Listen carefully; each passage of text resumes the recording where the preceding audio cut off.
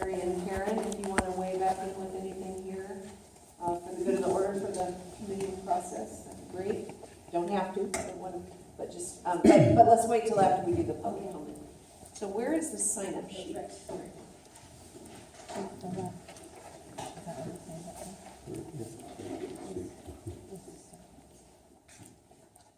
This is new for us, we haven't had public comment before, so. So it looks like 2 people signed up, Morgan Davis and Karen Clay, correct? Correct. Can I still sign up, please?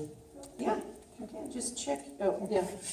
So, Is that a requirement to make comments by hand?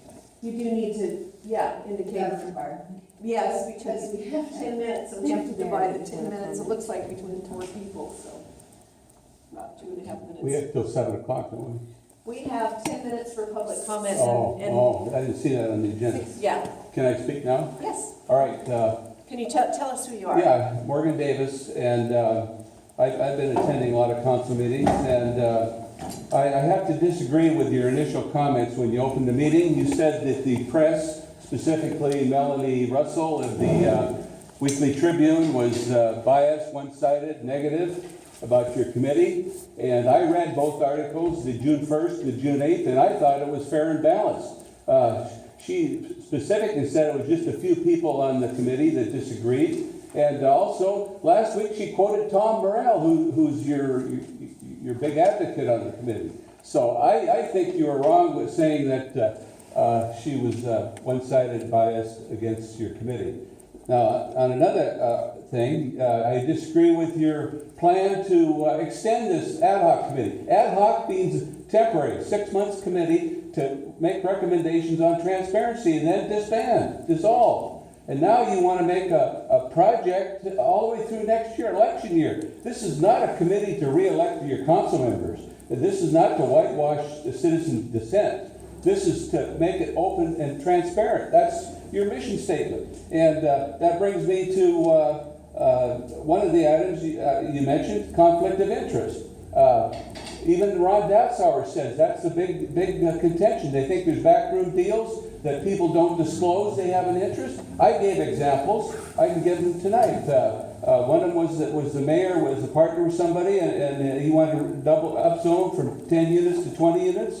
And I said, well, don't you think you should at least announce the appearance of it? I'm not saying there was a conflict, but the city attorney jumped in and says, well, this is legislative and not judicial. Maybe by law she doesn't have to disclose it, but ethically and morally she should say, I am a partner with this man. But that didn't happen. Another council member worked for Bickford Motors, and the city was making a swap on land, and he didn't disclose that he was an employee of Bickford Motors. So I think you need to strengthen that. This is what we paid Ron Datsauer, $13,000. Some of you went to Kirkland for these people that don't even live in Snohomish that made comments. So I think definitely this should disband in July as planned. And $25,000 from the taxpayers is a lot of money. That's 2 years of property tax increases that the city's getting in the habit now of raising every year. So I think you should save money and dissolve it, make your recommendation,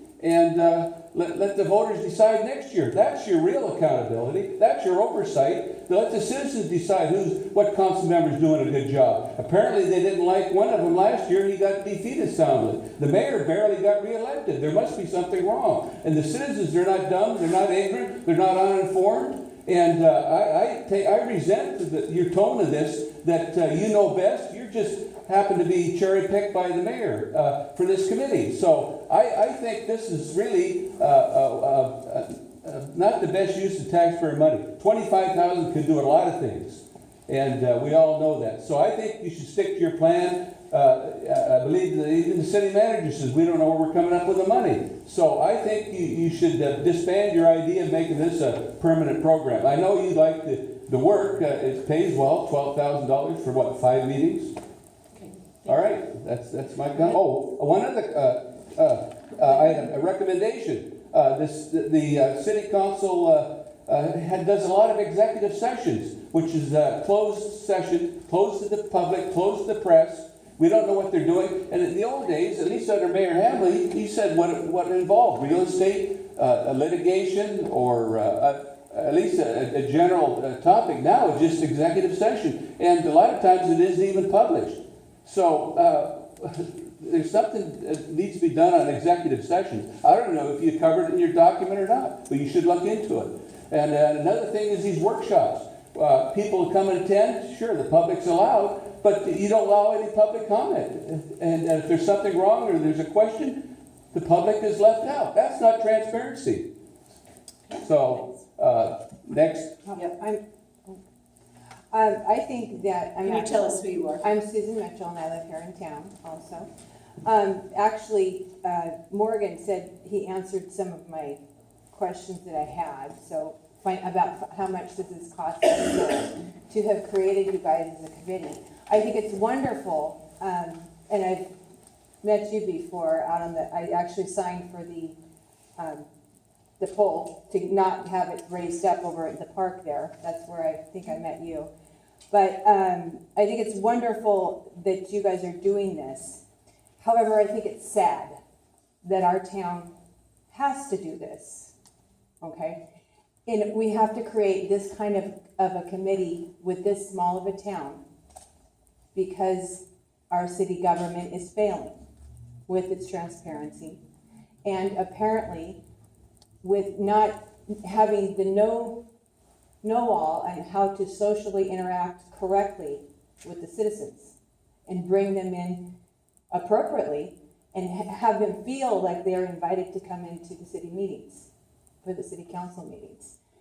So I guess all in all, I'm with Morgan on what he said about it should be what you are actually here for is to teach the city council how to help and run appropriately and speak to the citizens and be transparent. That's why you guys are here.